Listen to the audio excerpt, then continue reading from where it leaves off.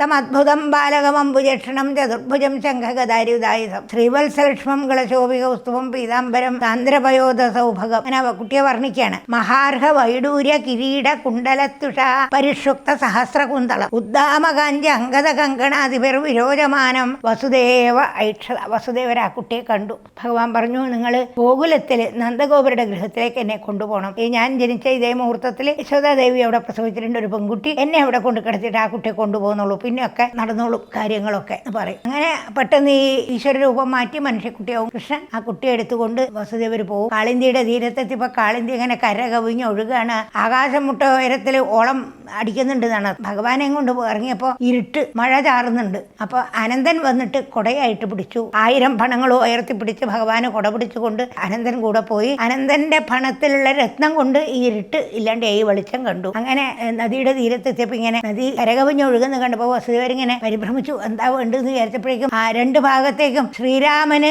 സമുദ്രം സേതുബന്ധനത്തിന് വഴിമാറിക്കൊടുത്ത പോലെ ഭഗവാന് വേണ്ടിയിട്ട് കാളിന്തി വഴിമാറിക്കൊടുത്തു എന്നാണ്. 2 ഭാഗത്തേക്കും വെള്ളം മാറി നിന്നു നടന്നു പോകാനുള്ള വഴിയായി വസുദേവർക്ക്. കാലിന്റെ പാദം നനയുന്ന വിധത്തിലേ വെള്ളമുള്ളൂ. അങ്ങനെ വസുദേവർ കടന്നക്കരെ പോയി അമ്പാടിയിൽ ചെന്നു. അവിടെ ചെന്നപ്പോൾ എല്ലാവരും ഉറക്കം. കുഞ്ഞി ശബ്ദത്തിൽ ഒരു കുട്ടിയുടെ കരച്ചിൽ കേൾക്കുന്നുണ്ട്. മാത്രം വേറൊക്കെ നിശബ്ദമാണ്. യശോദയുടെ തൽപ്പത്തിൽ കൃഷ്ണനെ അവിടെ കൊണ്ട് കടത്തി ആ പെൺകുട്ടിയെ എടുത്തുകൊണ്ട് വസുദേവർ തിരിച്ചു വന്നു.